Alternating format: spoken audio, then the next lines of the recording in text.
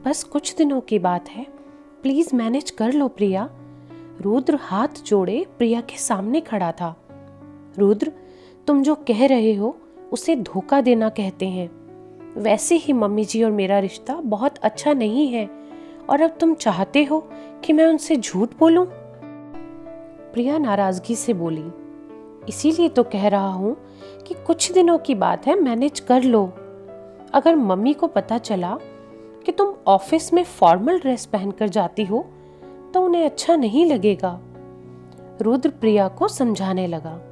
Oh really Rudra, ये तो common sense की बात है कि जब मैं कॉर्पोरेट ऑफिस में काम कर रही हूं तो ड्रेस भी तो फॉर्मल ही होगी ना।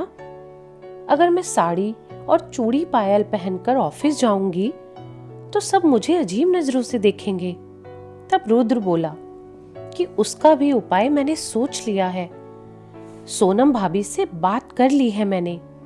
तुम उनके घर जाकर ड्रेस बदल लेना, फिर ऑफिस चली जाना, और आते समय भी तुम पहले भाभी के घर जाकर चेंज करके घर आ जाना।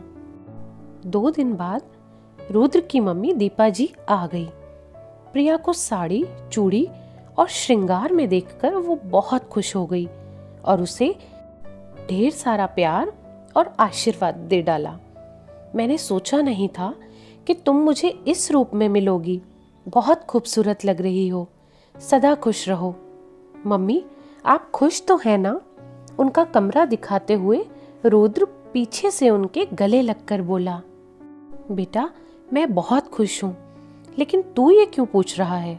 दीपा जी रुद्र के गाल को प्यार से चलाते हुए बोली। मैं जानता हूँ कि प्रिया आपकी पसंद नहीं है, फिर भी सिर्फ मेरी खुशी के लिए आपने उसे स्वीकार कर लिया। लेकिन पापा जी शायद अभी भी नाराज हैं, इसीलिए वह नहीं आए। नहीं रुद्र, ऐसी कोई बात नहीं है, हम लोग बिल्कुल भी नाराज नहीं हैं। अचानक तेरे छोटे भाई को कॉलेज से एक प्रोजेक्ट मिला है, और तू तो जानता है कि तेरे पापा के बिना उसका प्रोजेक्ट पूरा नहीं हो सकता, इसीलिए उन्हें रुकना पड़ा। प्रोजेक्ट पूरा होते ही वो दोनों आएंगे।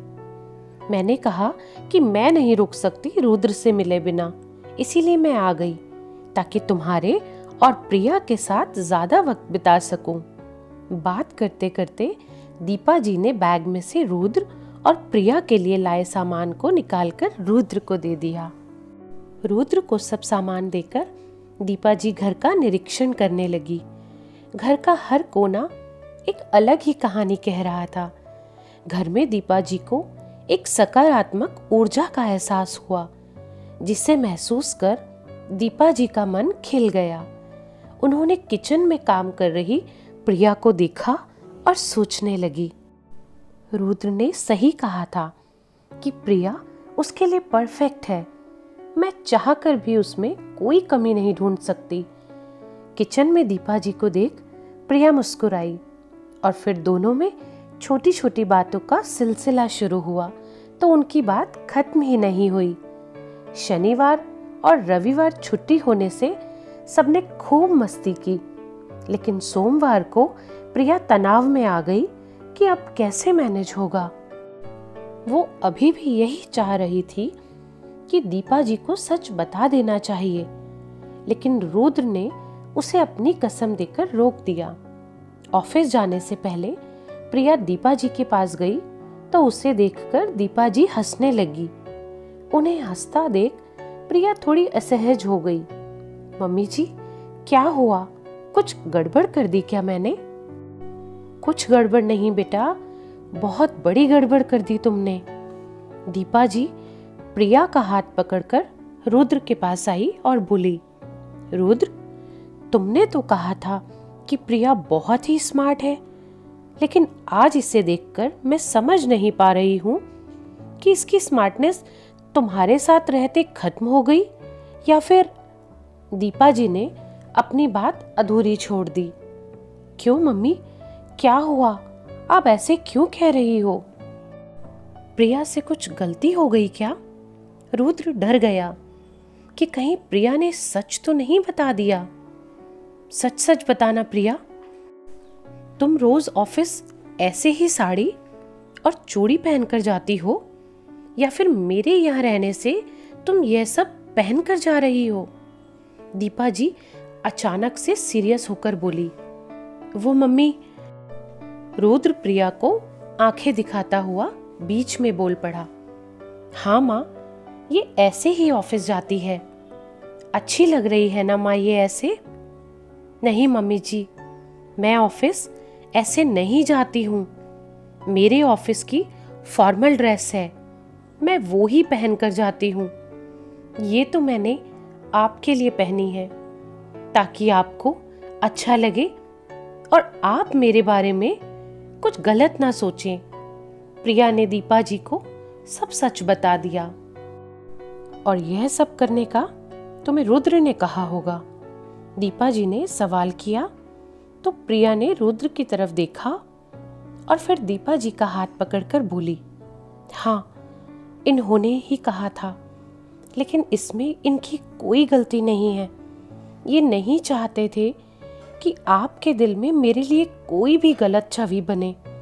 आपको शायद कोई घरेलू बहू चाहिए थी, लेकिन मम्मी जी, मैं शायद आपकी पसंद जैसी नहीं हूँ, लेकिन मैं रिश्तों की अहमियत अच्छे से जानती हूँ और साथ में अपने काम को भी उतनी ही अहमियत देती हूँ। पिछले 2 दिनों में मैंने दिल से आपको सम्मान दिया है, लेकिन ये कपड़ों वाला झूठ मैं रुद्र के लिए और आपकी खुशी के लिए मानने को तैयार हुई थी बस। दीपा जी ने गुस्से से रुद्र की तरफ देखा और फिर प्रिया से बोली, जाओ, तुम वही कपड़े पहनकर आओ बहू जो ऑफिस पहनकर जाती हो। थोड़ी देर बाद प्रिया फॉर्मल ड्रेस में खड़ी थी। साड़ी की जगह ब्लेजर और पैंट, चूड़ी की जगह 2 कंगन, पैरों में स्नीकर। अच्छी तो लग रही हो इस ड्रेस में भी। दीपा जी ने जब ये कहा तो रुद्र और प्रिया के चेहरे पर मुस्कान आ गई। माना कि तुम आज के जमाने की बहू हो, लेकिन ये मत भूलो कि मैं भी आज के जमाने की सास हूँ, जो जानती है कि बहू को नफरत और बंधन से नहीं, बल्कि प्यार और विश्वास से अपनाया जाता है। दीपा जी ने उसके सिर पर प्यार से हाथ रखते हुए कहा। अच्छा माँ, बहू को प्यार कर रही हो और बेटे को भूल गई? रुद्र माँ को झूठा उलाहना देने लगा तो दीपा जी ने उसके कान पकड़कर कहा, अब यह तुम्हारी सजा है, क्योंकि तुमने मेरी बहू से झूठ बोलने को कहा। दीपा जी की बात सुनकर प्रिया और रुद्र उनके गले लग गए। तो दोस्तों, इस कहानी के बारे में आपकी क्या राय है? कमेंट करके ज़रूर बताइएगा और इसी तरह की और प्रेरणादायक कहानियाँ सुनने के लिए इस चैनल को सब्सक्राइब करें। धन्यवाद।